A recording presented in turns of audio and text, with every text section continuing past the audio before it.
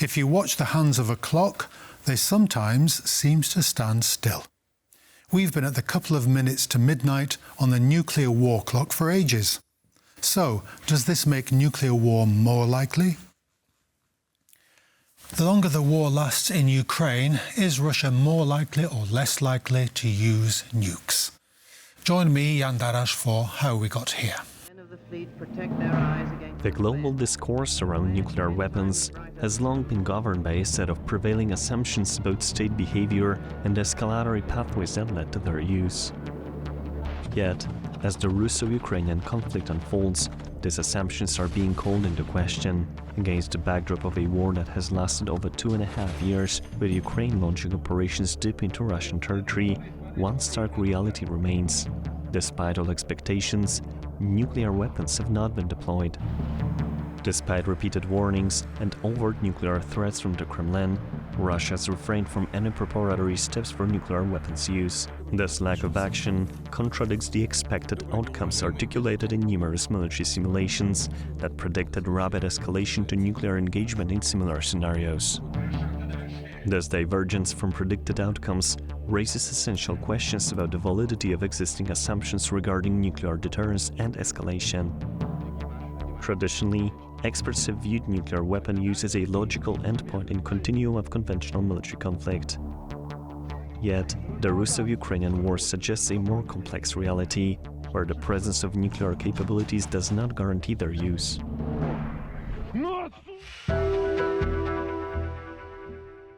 I'm delighted once more to welcome Witold Dorotkiewicz, the Senior Fellow of the Russian Department at the Center for Eastern Studies. Welcome once more to the programme. Great to have you. Thank you very much for inviting me. It's always a pleasure, although this time the subject is not going to be pleasant. Nuclear war. No, it's not a feel-good subject. But the Russians have, the Russian side at least has evolved its nuclear doctrine. Could you take us through where it came from and where it is today? Okay. What's happening? It's on some level it's a very simple story, but on another level it's quite complicated. But without going through the formal aspects of it, one has to remember that the Russian Federation is not Rechtsstaat, and legal stipulations don't really restrict the leadership from doing what they want at the moment. So the official doctrine, you have to always treat it with a grain of salt. This is mostly done for propaganda reasons. It's done to impress the opponent. And the real decision-making process about when and how to use nuclear weapons is not going to be restricted by the formal documents. So we have to remember that. Second, yes, the recent steps, the recent decisions that were announced having to do with the formal Russian nuclear use doctrine went in the direction of loosening the criteria, because in the doctrine that was valid up till now, the threshold for the use of nuclear weapon was quite high, namely the very existence of the Russian state. So the nuclear weapons were to be used only when the very existence of the Russian state was at stake, was threatened. Now it's more specific. It talks. The key point is that it allows it prescribes the use of nuclear weapon in the case of conventional attack against the Russian Federation, which is massive. Okay, that's the restriction. It's massive, which is kind of very subjective and open-ended. Moreover, it can be done in a situation when this attack is being carried out by a state that doesn't have nuclear weapons, because that was another limitations in the previous iteration of the doctrine. It was said that the Russian Federation was not going to use nuclear weapons against a non-nuclear state. Now it is possible when this non-nuclear state is attacking the Russian Federation with the help of a nuclear power. This is clearly meant to tell us that it talks about Ukraine and talks about, and it refers to Ukraine and to NATO. And so this is basically done in the context, very clear context of the discussion in the West about the use of Western long-range missiles, whether they can be, because up till now such missiles were supplied to Ukraine, but with a restriction that they were not supposed to be used in their primary capacity, that is, as a long-range missiles which can strike at targets 300, 400, 500 kilometers beyond the front line. So the Ukrainians were supposed to use them, close to the front line, but not strike with them deep within Russia. They've used these long-range weapons, the missiles, against targets in Crimea, for instance, haven't they? Yes, so because Crimea again invalidates in this game about escalation and red lines and how to avoid a nuclear war, implicitly or maybe explicitly, we don't know. The territories of the Russian Federation that were incorporated illegally from the point of view of international law into Russian Federation after 2014, namely Crimea, and the four districts, four counties that were incorporated in 2022 in Donetsk, Luhansk, Kherson, and Zaporizhia, were not treated from the point of view of the Russian territory, so the Ukrainians were allowed to use those systems against these what's formally Ukrainian international recognized Ukrainian territory. If you use nuclear weapons, it means you can't. You can only have a nuclear retaliation.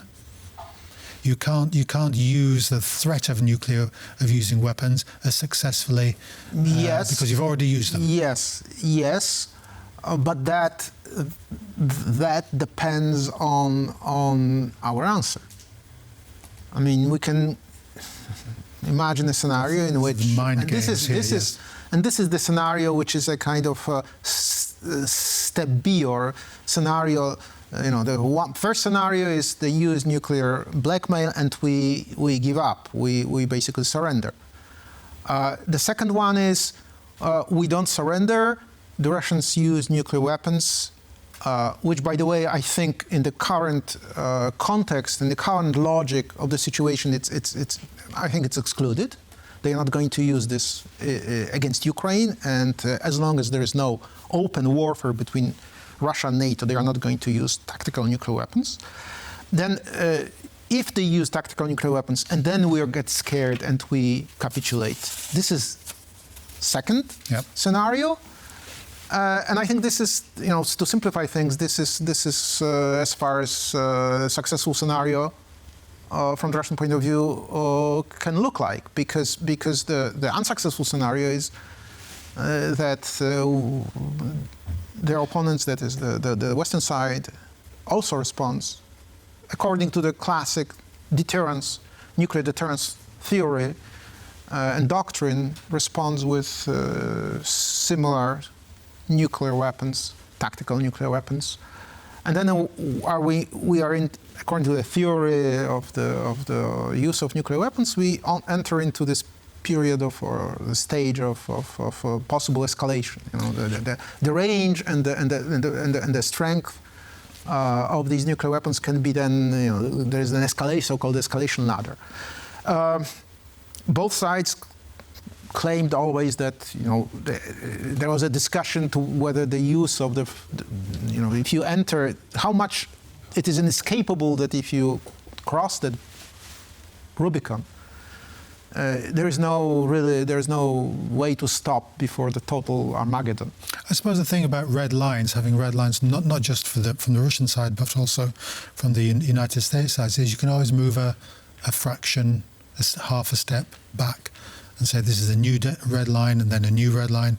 And it makes more sense as a diplomatic tool rather than as a statement of absolute policy. Yes, but there is always a danger that bluff can be called. And one thing that I think needs stressing is that the Russian side is trying to create an impression that it's willing to use in certain circumstances nuclear weapons. I think this is highly unlikely. The Russian leadership doesn't consist of people who are religiously motivated, who are fanatics, who are even ideologically motivated. These people are very sensitive about their own security. They know that entering nuclear escalation is extremely risky business, that their lives are at stake. As long as they are persuaded, they are convinced by our nuclear posture, so-called, and by the signals that we send as signs of our political will, that any use of nuclear weapons against us is going to bring a nuclear response, they are not going to do it, because they take their own security and safety very seriously indeed. It's enough to look to what length Mr. Putin goes when he meets with foreign leaders. These are not people who take their personal security lightly, and they are not willing to, and they don't believe in life after death in spite of what they claim. They are secular types, they are like material things, they are very materialistic. They want to retreat to their villas somewhere. Yes, and so dying in a nuclear inferno is as unacceptable to them and it is to us. But what is important is that we present we exude this political will that we are not going to be blackmailed and we are not going to surrender before nuclear blackmail from the Russian side. Final question to you, Witold Rotkiewicz. There's this kind of 5 minutes to midnight by the nuclear scientists, and so we're very close to the nuclear Armageddon. When I was a kid, it was 5 minutes to midnight. Now it's a couple of minutes to midnight. How do you evaluate the success of the Russian use of this psychological weapon about nuclear Armageddon on the West? Well, so far so good. We are still, the jury is still out. The jury is still out. There were some reports about internal debates within the Biden administration in late 22 when the Ukrainian offensive was being relatively successful. Apparently, there were some decisions made at the time and in terms of supplying weapons to Ukraine. There were some decisions that were made by the administration, taking into consideration the risk of possible nuclear escalations if the Ukrainians are too successful. Yes. So in that sense, if that's true, because we really don't know, then it would mean that the Russians are successful, although this is not yet ultimate success.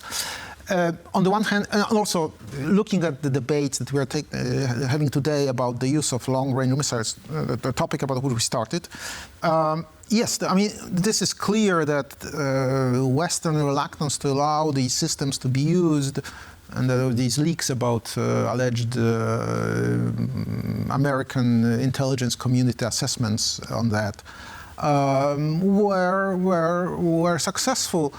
Hopefully, this is a sign that our side is trying to play safe without endangering the end result that we want to achieve. That is the effective defense of the Ukraine against Russian aggression.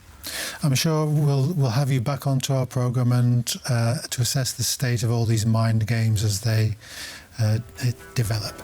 Witold Rotkiewicz, thank you very much for coming on. Thank you. It's always a pleasure. Great to have you. So, yes, that's all we have time for. Do join us again for How We Got Here.